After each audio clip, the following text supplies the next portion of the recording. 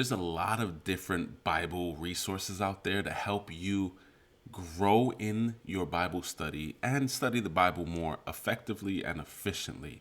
There's Bible concordances, Bible commentaries, there's theological books, there's so many Bible study resources, and there's also something called Bible dictionaries. Today, we want to look at a couple of different Bible dictionaries and what they're used for and how you can implement them in your Bible study coming up.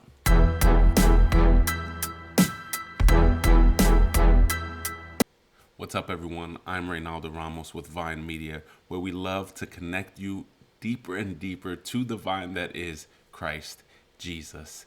Let's just jump straight in and look at Bible dictionaries. And I want to give you show you two different Bible dictionaries that I have in my collection that I think will be beneficial to you. One is a little bit more of a starter Bible dictionary, and then the other is a little bit more in depth. So the first one I want to show you is a very popular series, and it is the Vine's Bible Dictionary. This is the Vine's Complete Expository Bible Dictionary.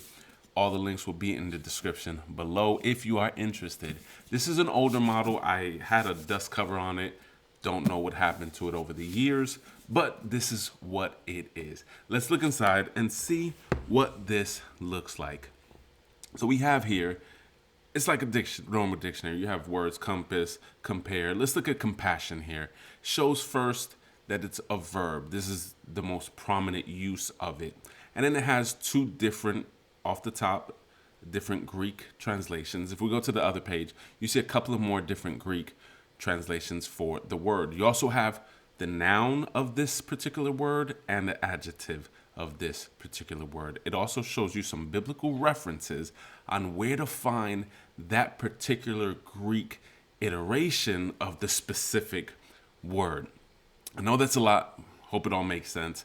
But it works like a dictionary. You get the original word, you get the Greek word, and you get some sort of definition and also where that word is found in Scripture. It's a really, really great resource.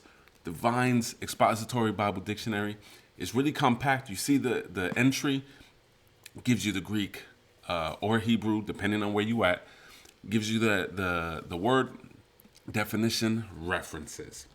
The next Bible dictionary I want to show you is a little bit more extensive. This is the IVP series. This one particular is the Dictionary of Paul and his letters. Now, this is a series of about 8 or 9 different Bible dictionaries. They have one on the Pentateuch. They have one on the Gospels alone. They have one on the rest of the New Testament writings, prophets, a bunch of stuff. And as you can see, this volume alone is thicker than the Vine's Expository Bible Dictionary. And that's because this goes a lot more in depth, not just giving you a definition like a normal Bible, like a normal Webster's dictionary or something, an entry, a definition, and some different variations. This one gives you a lot more. Let's take a look at everything that you can see inside this. So we open it up and we're in H, we are in the Holy Spirit. And again, this is in Paul's writing. So we have a little outline, 9 different versions of what Paul was writing about, and a bunch of Greek words, definitions. It also has a lot of references to other scriptures. We could turn the page and look, the spirit of and wisdom, what that means in Paul's writings. Go to the next page and you can see so much information. And this is still on just the spirit. And you can see the spirit and eschatology. You can see here 7.3, the spirit and the church as the body of Christ. And so there's so much in this. It's just not giving you, oh, this is what spirit means, pneuma in Greek, and this is what spirit. That's awesome information, but this type of Bible dictionary goes so much deeper. Again, this is a series, so it can add up as you start to buy and try to build a collection, but this is a great resource to have. So here's what I'll say to end our video. If you are looking to get your Bible study a little bit deeper, maybe you have a good groove on how to read scripture, how to observe scripture, how to try to apply scripture. Maybe you have a good grasp on commentaries. You respect them, you don't jump to them too early, but you use them to gain a better understanding. Maybe you have some other resources like a concordance. I think the next step would be Bible dictionaries. And you can start small, like a Vine's Bible dictionary. They also have smaller ones that are like compact Bible dictionaries. Again, entry, small definition of the original word, and some references. What's really important to know and understand about a Bible dictionary and why it's so important, rather than just going to your normal Webster's or Merriam dictionary, is that the Bible was originally not written in our language. And so if you go to the Webster's dictionary and look for spirit or look for belief or believe, you're going to get a definition that is universally understood by you and by the people that are around you.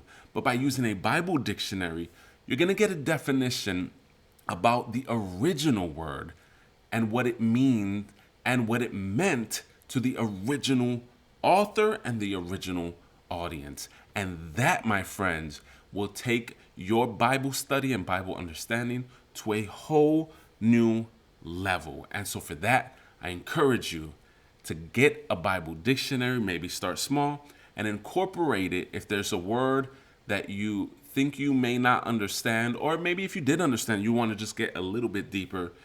Start using Bible dictionaries to help you better understand the whole of Scripture, because Scripture is a beautiful, beautiful thing. Well, that is our video. We hope and pray that it is a blessing to you. And like always, we pray that you stay connected to the vine that is Christ Jesus, and we will see you next time.